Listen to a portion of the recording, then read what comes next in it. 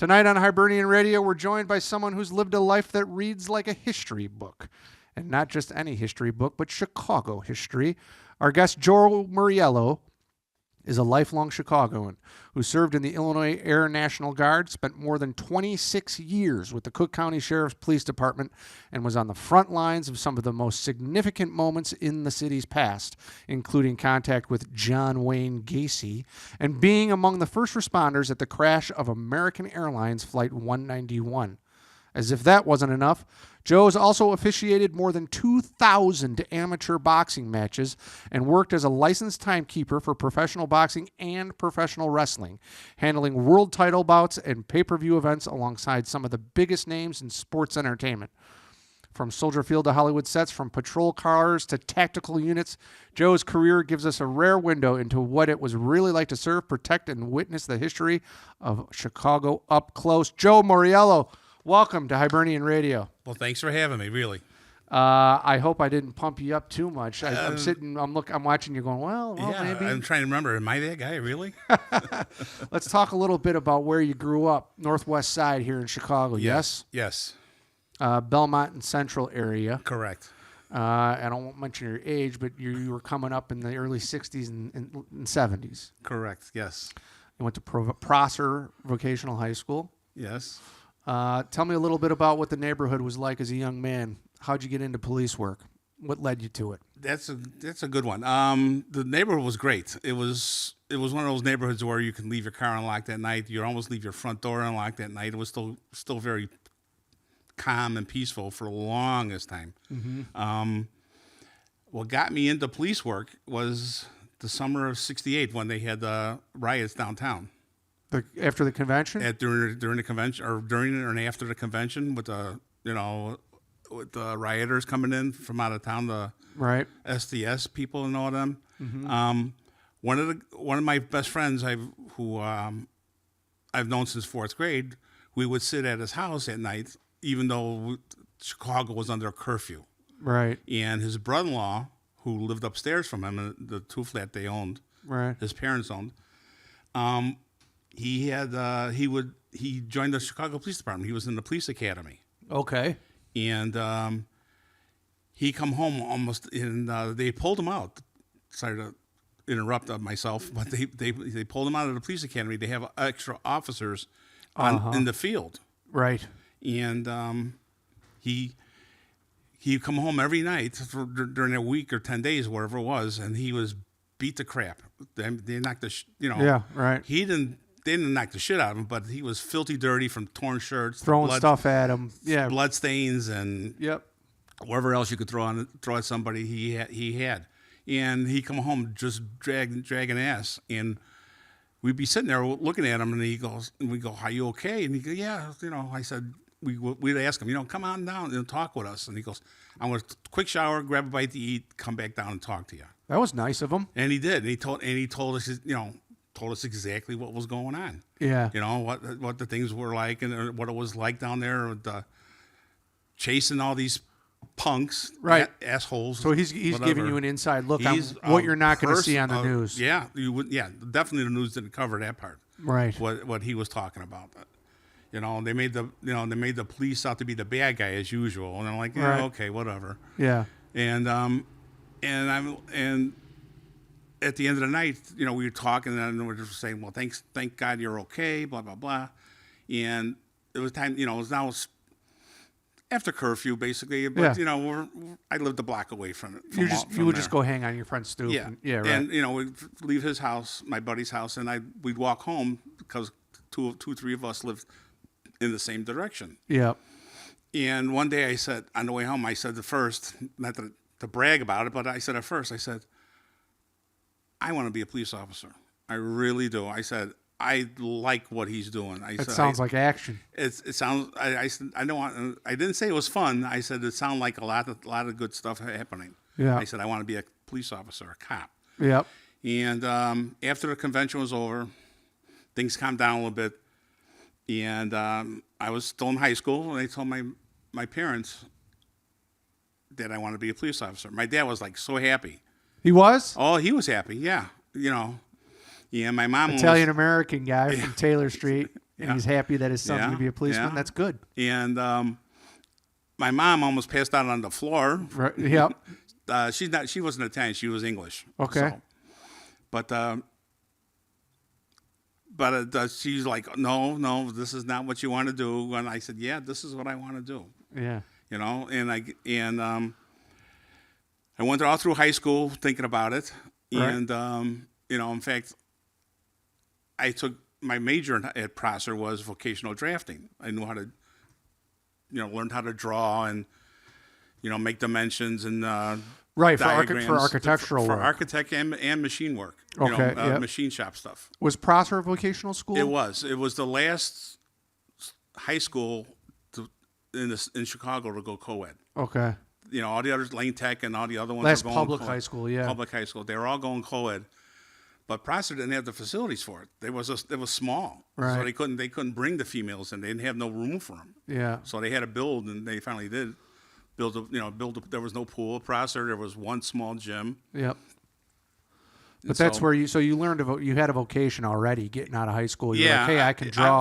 But I didn't want to do that though. I was hoping to be a police officer. I don't know how or when. But Right. Chicago had what they used to call the police cadets.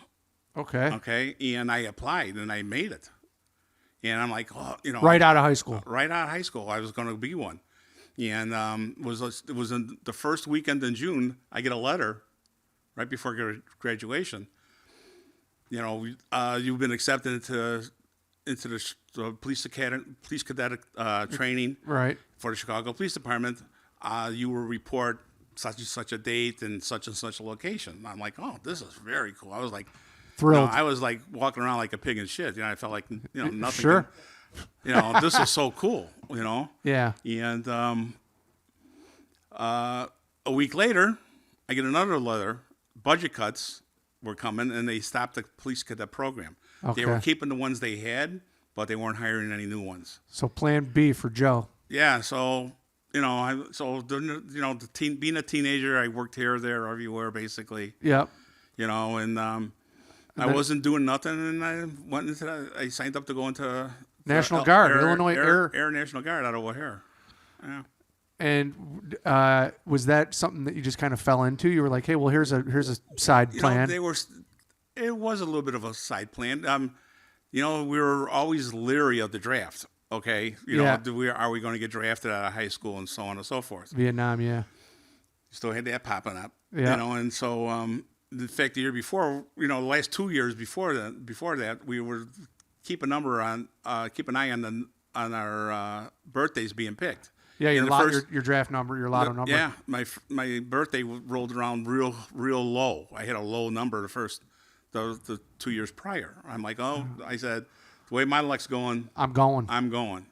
So, my buddy who's the chiropractor, who later became a chiropractor, his brother-in-law was the police officer for yeah. Chicago. Yeah. We signed up with another friend to join the Illinois Air National Guard Yeah. out of O'Hare. Yep. And how long were you there for? 6 years. So pretty good run.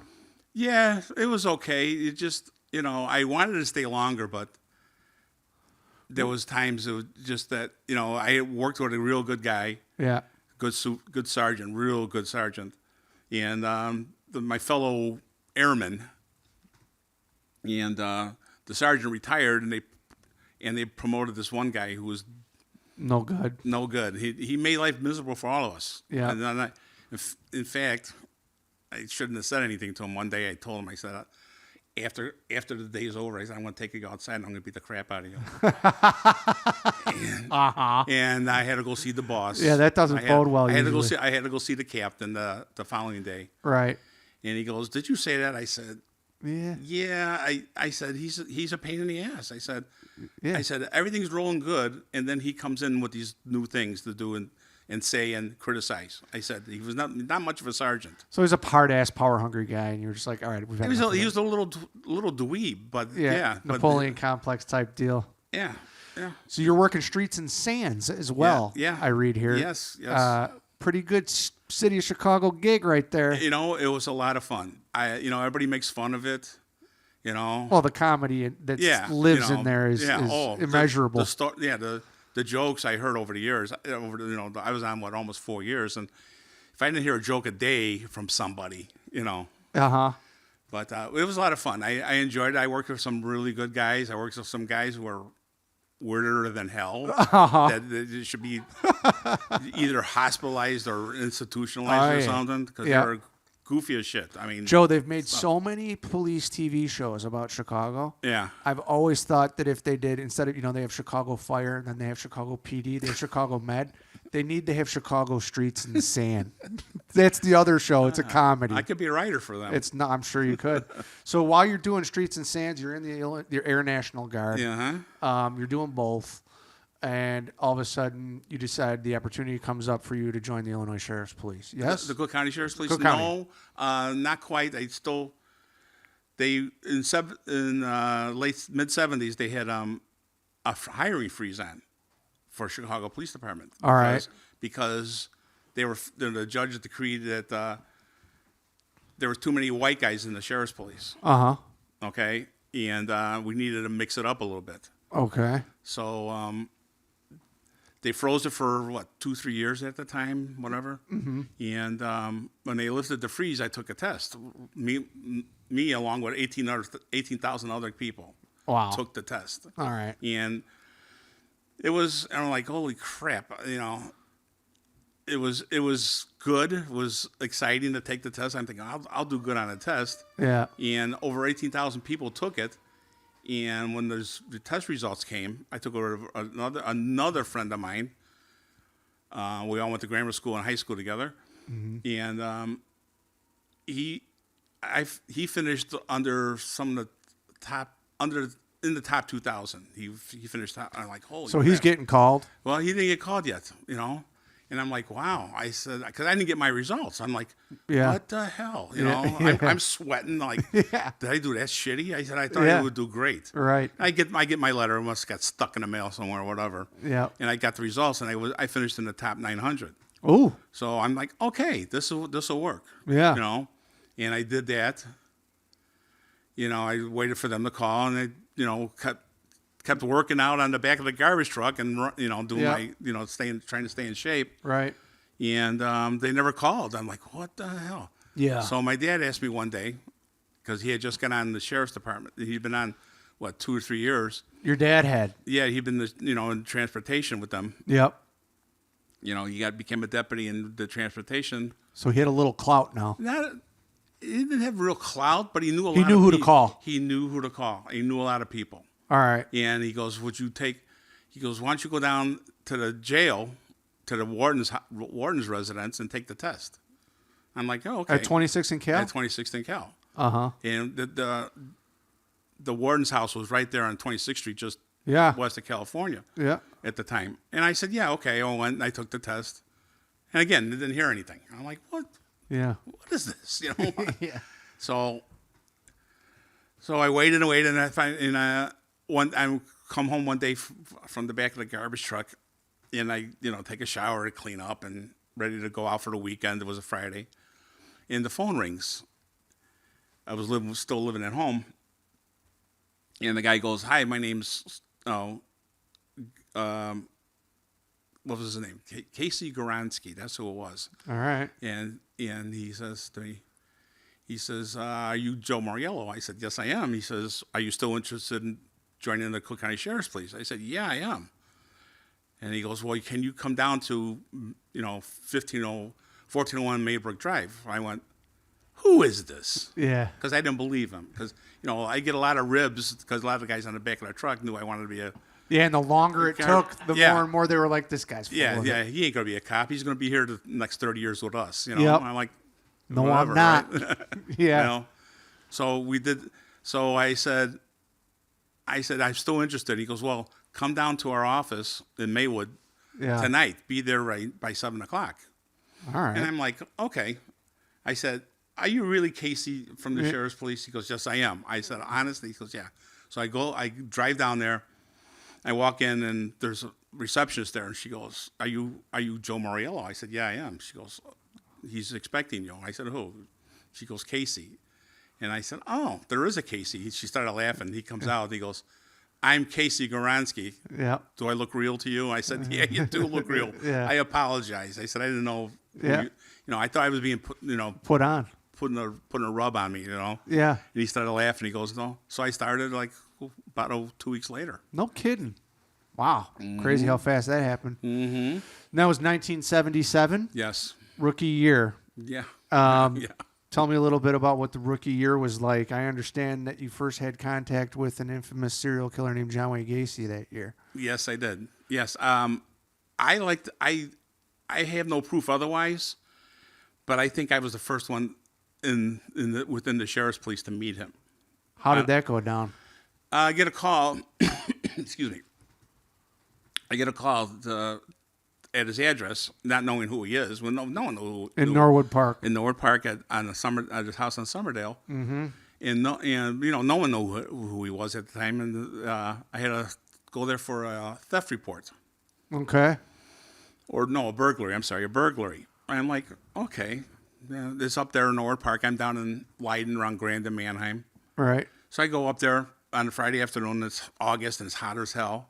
And I get there, and being the young aggressive cop I was at the time, gung-ho and all that crap. Yeah. I go knock on the door, but nobody answers, and the house has got all the draperies around it closed. You can't see inside. And I'm like, okay, is no one home or what? So I knock again, nothing.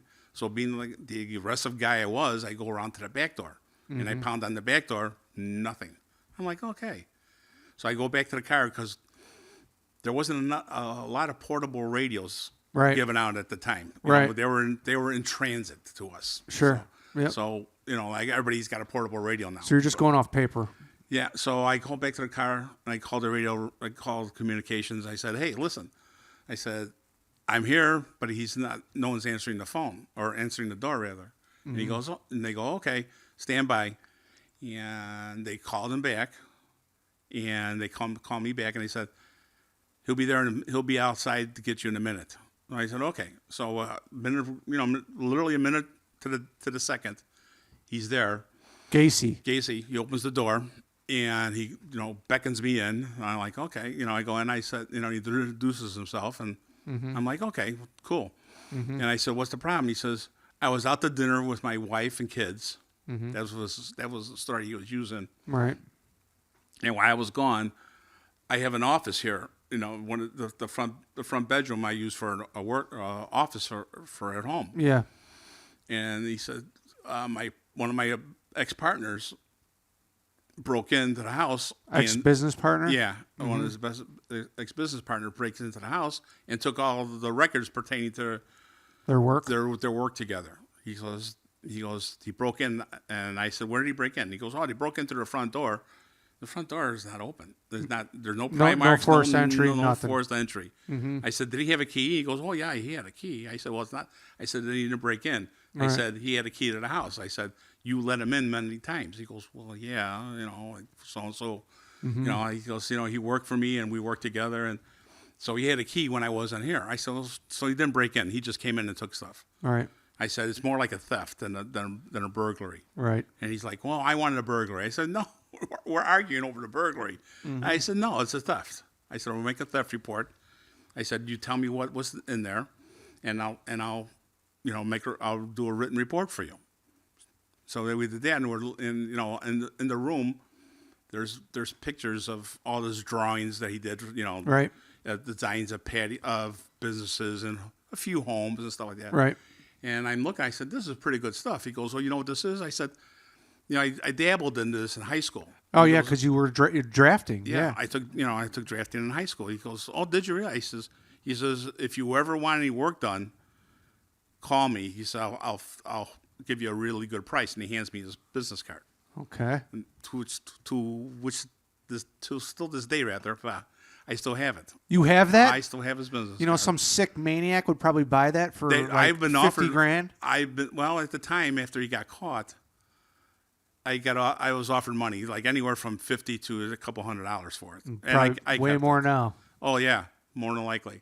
And we were we were talking and stuff like that, and So I took the report and I left.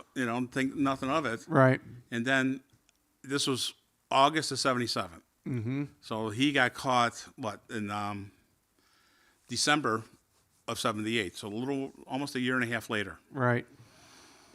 So at the time, I had left patrol and I was assigned to the TAC unit, our tactical unit, and Right.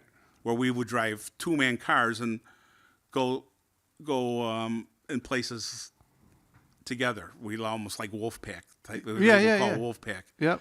Because we would drive. Regular patrol officers would drive 1-man units, and we were 2-man, and we'd go into the trouble spot and what we used to like to say, inflict our opinion on people who were causing problems. Mm-hmm. And we did.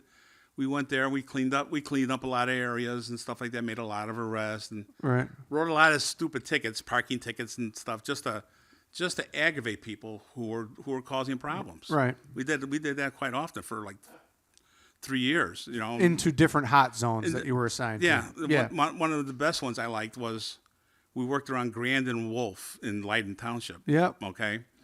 And there was a park in this neighborhood. It was a triangle. It was a piece of property. It was a triangle shape.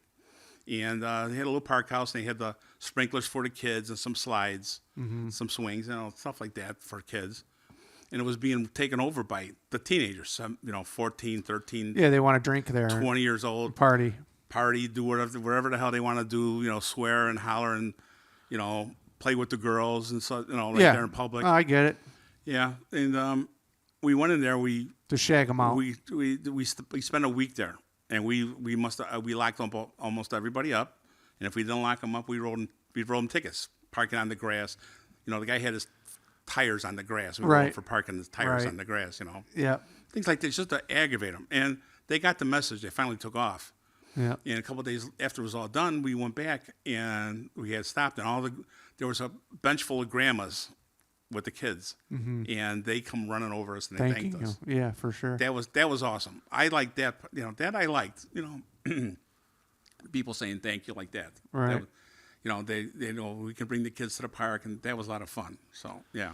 Getting back to when Gacy was finally caught, at what point did you all of a sudden go, "Hey, I know that guy"? I mean, I would have thought it would have been record, right? Yeah, it was now we were on winter vacation, because both our sergeants from the unit were off, and they didn't want to throw us back in patrol, so they said, "We're taking vacation. You're going to take a vacation with us." I said, "With you?" And they go, "Well, we're going on vacation. We don't know what you're going to do." Right, you're off. So we're off, and I get a call like 2 days before we go back to work. Yeah. "Did you get your squad car yet?" "No, I didn't get it. I didn't pick it up yet." Right. "Well, when you get it, you're going to be working midnights." I said, "Midnights? For what the hell? What did I do wrong?" You know? And he says, "No, you're going to John Gacy's house." And I knew what it was because it was all over the news. Yeah. And I said, "That name is familiar." He goes, "Were you there? Weren't you there?" I said, "Yeah, I was." But no one knew anything at the time about what he was about. Yeah. But when they pulled up they pulled up everything they had on Gacy. They found my old report. Yeah. And so I had to explain to a couple of supervisors how I knew him and what did I see that night when I was at his house, which was absolutely nothing. Strange though. Dark brown curtains, dark brown carpeting, brown sofa, dark paneling on the walls, and this is 6 o'clock at night, and he had to turn the lights on. Yeah. So in August. So you knew something was a little and off. I'm like, this is not right, Yeah. So, yeah. You've had some major. Well, that's one. That's a crazy kind of incidents that happened in your career. Yeah. But tell me a little bit about American Airlines Flight 191. Well, I was the day of the crash. That just happened to be my birthday. Out at O'Hare. Out at O'Hare. And we happened what date? What was the date? It was a Friday, May 25th. May 25th. What year was it? 1979. Okay, so just 2 years later. Yeah. Well, not even 2 years, because we left. We were at Gacy's house from January of '79. Yeah. Till like May 1st of '79. Okay, so you're there for a whole year. Yeah. Oh, because of the excavation and all that stuff. What it was they had the warrant was only valid as long as somebody was on the property, a police officer was on the So property. they had to keep you there. So Always they, had to have so a they guy had there. 20 guys. So they had guys there 24/7, 7 days a week, Friday, Saturday, Sunday, Monday through Friday. Got Monday it. through Friday, and there was 3 arrests made at Gacy's house. Okay, Gacy himself Yep. and 2 more. Yeah. And that was the guy who made the 2 arrests. One night we were sitting there inside the house, and the guy we see through the drapes, the headlights going by like this, back and forth like this, and you hear a car revving the engine going back and forth. Yeah. And I go, boy, that car's awfully close. Yeah. To the house. Like to the it's- house. like it's up it on the wasn't on lawn. the street. Yeah, it was on the lawn. I'm like, what the? So I open the door and the car goes by, right in front of my face. Yeah. I'm like, what the? So I jump in the car and my squad and I chase him. I caught him. He Yeah. was drunk. He was drunk like a, like a skunk, as they say. Yeah. And I pull him out of the car and I cuff him right away. And he says, you can't lock me up. You don't know who my uncle is. I said, you're right. You're going to jail for drunk driving. Gave him the test and stuff like that. And I look at his ID. He was Under Sheriff O'Grady's nephew. Okay. No kidding. Yeah. So I locked him up, and he threatened me. My uncle's going to fire you, and you're going to go back to the jail and work, and all these other things. Okay, whatever. So what did he want with Gacy's house? Just to be a clown? He didn't like Gacy and what he did. Right. And this was. So he had too much to drink and he wanted to go just cause trouble. Yeah. I got it. He ran over the neighbors, their bushes and stuff, and over a few other things. Hit a mailbox or something like that. All kinds of crazy stuff. So it's your birthday in 1979. Yes. And you get called to this air crash. Well, they didn't call us yet. I was living in Palatine at the time, and my partner and I had stopped at my condo that I was living in. Mm-hmm. And we were taking a break. I had a dog at the time. I said, it's quiet out. I said, let's take a break. Go by my house. I can let the dog out for a little bit. Yeah. So we go outside. I go let the dog out. I open the fridge. I get 2 bottles of Pepsi for the both of us, and we're out on the balcony. Mm-hmm. And my balcony faced south and east. Okay. And which was toward O'Hare, Right. obviously. You see the smoke. And then we see smoke, and we're going, "What the hell is that?" And they're talking, and all of a sudden, the radio dispatcher gets on. He says, "Yeah, attention, county units. There's been a plane crash outside of O'Hare. Mm-hmm. Can we get anybody to respond?" And we're like, it looks like, from what we've been told, it looks like a Piper Cub. I'm like, oh, okay, yeah, whatever. What's a Piper Cub? Like a small like aircraft? a small little, 1-engine plane, like you see in the movies. Okay. And we're thinking, yeah, okay, we'll go there and see what's up, Right. Right. And we get down to I locked my door, Put the dog back inside, in. Yeah. and we get down to the car, and all of a sudden you hear, yeah, it looks like it's a Commercial jet. commercial or a cargo plane. They thought it was a cargo plane at first, and they said, looks like a cargo plane. So we go, oh, okay, and they're like, cargo plane, That's a big. large car, yeah, it's going to cause a problem. So we're going, okay, let's roll. We flew down there. We were probably like the 4th and 5th cars there, because he drove his own car, because Wow. we figure if we're at O'Hare and come back all the way up to Palatine, he'll never get home. 'Cause Right. He lived in Palos. Oh, yeah. So he'll never get home, my No. partner. So we get there, and just as we're like 5 minutes away, yeah, it's a passenger plane. Uh-oh. I'm like, oh, crap. Yeah. So we got there, the plane went down like around 2:20, 2:10 or something like that in the afternoon. Right. And we got there like 2:35, 2:40. Oh, that fast. We were there. We got there quite early. You got there in like 15 minutes. Yeah, we went down Route 53. I don't remember what the speed limit was, so we made From Palatine, we made it there. You made it there We made fast. it there quite fast. Yeah, we did well. Um, And we were there. Were you mentally prepared for what you were about to walk on? No, nobody is. I mean, maybe the older guys might have seen something like this. Maybe the guys who were in the war, Right. Vietnam or Korea or whatever, they were on the job. They might have seen something like this, on a battlefield with stuff all over the place. Yeah. And the smell of burning flesh is literally something you'll never forget. I can still smell it now if I really concentrate about, think about it. I can smell it.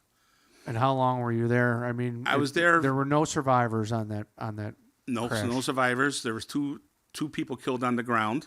Mm-hmm. There was a old Quonset hut there that was used as a truck repair shop, and before O'Hare, that was an airfield before O'Hare. Right. Okay, so there was two guys who died on the ground.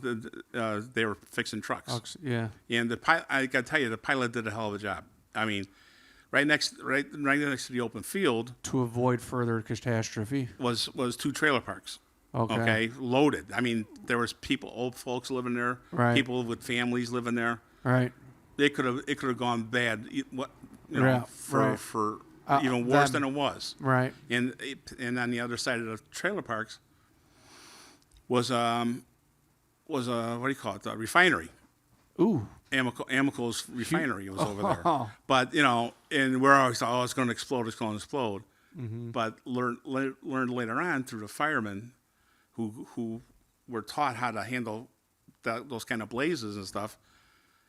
The oil doesn't burst into flames like they do in a movie. You see the big flames and the smoke on it. It would just burn like a candle. Yeah, just keep going. Just burn and burn and burn. He said it would probably burn for at least 3 months, if not longer. Holy smokes. That's because the tanks are filled. Right. They're pretty much filled, and and you couldn't get them.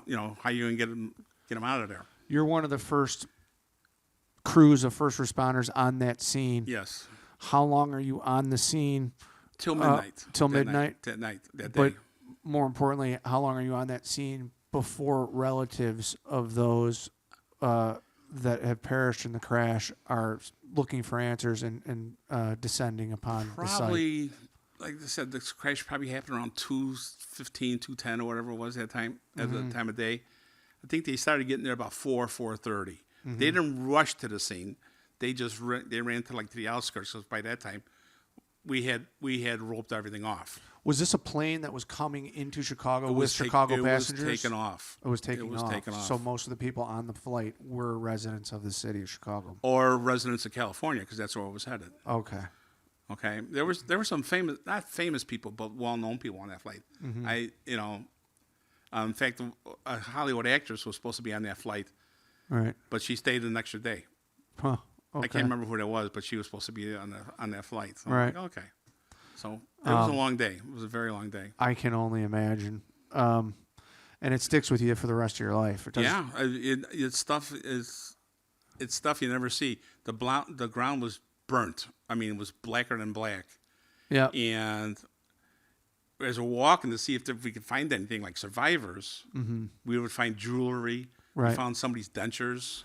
So many like of the that. people were vaporized. Oh, pretty much. And as I'm walking, my partner grabs my arm and pulls me, and I said, "What's the matter?" He says, "Watch where you're walking." There was a body there with no arms and legs. Yep. All burnt up. Yep. And the only way he spotted it was because on the skull there was the skull was split open and it was bleeding out the skull.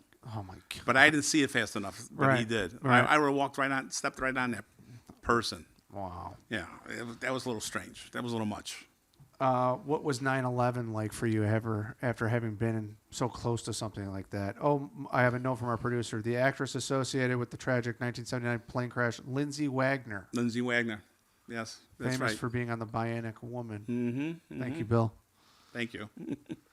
9/11 had to bring back a lot of that to your brain. I can only imagine. A little bit. It's this. There wasn't the smell there like the smell of death was at O'Hare. Outside O'Hare. Yeah. But there was a lot of other smells. It smelled like burnt metal and burnt wood and glass and whatever else was out there. That was a different kind of smell. All right, let's get into your career in the state's attorney's office and the leadership roles you had there. That was from 1986 to 1993. Yes. How did you end up moving over there from the sheriff's police? We were still a member of the sheriff's police, but we had a detail assigned to the state's attorney's office. About 50, 60 guys out from, 26 in Cal and over in juvenile and other locations, Daily Center, etc. Right. And I got sent to the Daily 26th and Cal.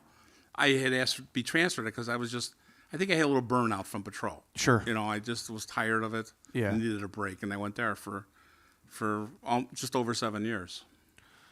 Let's hear a little bit about the boxing and wrestling stuff. How many bouts? 2,000 bouts you've officiated? Yes. Were you a boxer as a kid? No, my dad was a professional fighter.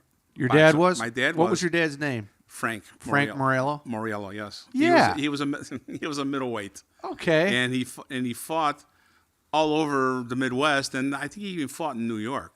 Yes. Okay. He was also part of Rocky Marciano's posse. Yes. Okay. That was my dad. But there's another Mauriello. His name was Tammy Mauriello. He fought. He was a light heavyweight. My dad was a middleweight. Right. And Tammy fought Joe Louis in 1946. Knocked Joe Louis down, but Joe Louis got up and knocked him out. Got it. So all in the first round. Yeah. And then Tammy, got some street cred for that. He was famous and everybody loved him and stuff like that. And he was in the movie On the Waterfront. Yeah. Terry Malloy, Brando, and all them. Yeah. Yeah. He was one of the thugs that Carl Malden. Great movie. He was Lee J. Cobb's. Yeah. One of Lee J. Cobb's thugs. Yeah. Tulio. That was the name in the movie, Tulio. Okay. And he beat up Marlon. He was one of the guys that beat up Marlon Brando in the movie. Right. So yeah. And that's Mauriello. Which Mauriello was that? It's Tammy. Tammy. His real name was Stefano. But no relation to your dad, Frank. Was he? Oh, he was. He was my grandfather's cousin. Okay. Okay. He was my grandfather's cousin. So boxing kind of was in the Mauriello family. Yeah, I wanted to box, but my mom, was like, no. My dad said, "Yeah, it would be great. You'll do good." Blah blah blah. Yep. My mom said no. She goes, "I don't know how I'm going to do it, but I'm going to stop you. If I have to kill you, I'll kill you." I know she was joking. No mom would ever say anything like that. But for real, maybe, hopefully. But somewhere along the way, you were a giant boxing fan. And, yes. And found yourself in the ring as an official. Yes. I was going out with a girl at the time. You probably know Johnny Bellino. I knew Johnny Bellino quite well. Great guy. Yeah. Quite well. And I was going out with this girl at the time, and she was working part-time. She was going to school part-time, and she had something else going on. To volunteer work or something. I can't remember exactly what it was. Yeah. But she was busy as hell. And we would see each other a lot. Right. So I complained to her. I said, I got this day off. You're still doing this. And, I said, I'd like to see you go out to dinner and go to a movie or something. And she goes, you need a hobby. I said, well, I do this crap 24 hours a day, basically. I don't want a hobby. She goes, well, don't you like anything? I said, well, I like sports. Yeah. So she goes, what do you like? I said, I don't know. I said, I like boxing. Mm-hmm. She goes, why don't you box or be an official? I said, I can be an official. Yeah. So I went and I tried out for an official. I had to go down to Tribune Tower. Yep. Because that's where the headquarters was for the Golden Gloves. Yep. Okay, and I had to go take a test there. Mm-hmm. A written test, and I got 100 on it. Yeah. And the guy goes, how did you do that? I said, I've been watching boxing since I was 12. Yeah. My dad was a fighter. Was a professional fighter. I said, so I learned all the ins and outs. Yeah. So I did that, and they started putting me. I did the CYO. I did the Chicago Park District. Yeah. Met Tony Zale. Yeah. Sure. Tony was great, and his wife. Yeah. Who was a Rockford Peach. No kidding, really? Yeah. She was a great, lovely woman. I loved her. She was really awesome. Yeah. And Tony was very nice, But I did like I said, CYO, Chicago Park District, and the big one was the Golden Gloves. Right. That's it. One then they did at St. Andrews for years. Yes. Yep. So I finally got that, and I did that for a couple of years, and did it for 3 years at first, and I went to the Illinois Boxing Commission, Boxing and Wrestling Commission. I said, I would like to be a referee. Sean Curtin. Very I know good. Sean. Great guy. He passed away. Yeah, he was a great man. Good guy. I said, I'd like to be a referee. Well, did you ever fight professionally? I said, no, I didn't. I said, I boxed in a gym with people, and but never had any bouts or any kind. Yeah. And he said, okay. He said, we're looking for guys who can be a professional referee with a boxing background. I said, oh, but then he go, but you do good work. Come and see us after you had 500 bouts. All right. I said, okay. I was I don't know what it was at the time, 300 at the time. Oh yeah, all right. So you're halfway in. Yeah, I don't know, maybe not 300, whatever. Yeah. And I go there and I come back and I said, well, I got over 500. I think 520 or whatever it was. And he goes, well, he says there's no room for any referees. We just put the 2 on. I said, oh crap, Yeah. So they said, would you like to be a timekeeper? And I went, yeah, why not? All right. So, all right, well, get some, the gloves are coming up again. Get some experience as timekeeper. We'll tell them to put you at a timekeeper. You got to go get a bell. You got to get a whistle. And you got to get a stopwatch or a boxing watch stopwatch. Yeah. I said, okay. So I got all that. And I did that for, I didn't referee that year. Yeah. I did all timekeeping, and then I became a boxing judge. And then he called me up one day and he says, we also need a timekeeper for wrestling. I said, well, he goes, well, I said, what kind of wrestling? He goes, pro wrestling. I said, okay, I could do that. Was this for the Vince McMahon bouts out in Rosemont? These were still the small town indies. Yeah. You go to this is where the guys, the Ric Flairs, the suburbs, and do it at the VFW or the American Legion or a high school. After they get out of wrestling school, they go on this circuit until they make a name for That's themselves. how they learn. They go to a wrestling school. Yeah. Right. Yeah, and I did that for a couple years, and then I got asked, would you like to do a WCW show? I said, oh hell yeah. Yeah. I said, because there was WWF at the time and WCW. Right. I said, I can do WCW. I said, well, love it. Yeah. And you do these small shows, great people. Guys bust their asses. Guys and girls busting their ass to be a wrestler. They're great. For anyone who's listening that's never been to one of those indie wrestling shows, they're fun. They're fun. They're a lot of fun. I took my son a couple years ago. We had a ball. And they're good people. They really are. They really are. The promoters, the trainers, everybody. It's a fun community event. Yeah, exactly. I never had a bad day working the indies. Yeah. And the WCW when they came to Chicago finally. Yeah. And I was at the UIC Pavilion. Yeah. That's where they were. Yeah. And I did that.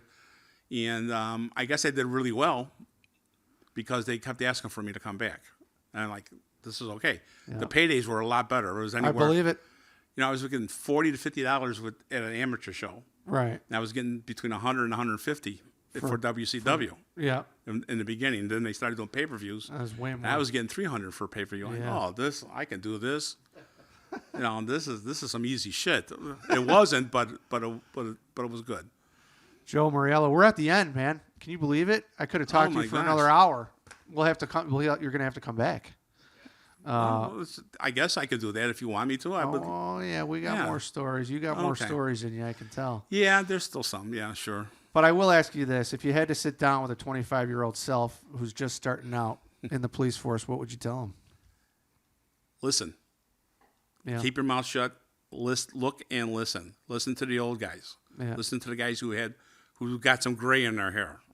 I got gray now, but I didn't have gray back then. And I would just tell you I would tell you and me, sit there and listen. Ask questions if you got to. Yeah. You don't know everything, and you never will. But these guys have a little more time and experience. Listen.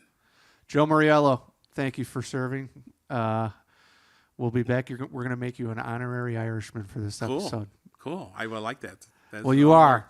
Well, thank you very much for having me. We'll be back with more Hibernian Radio right after these.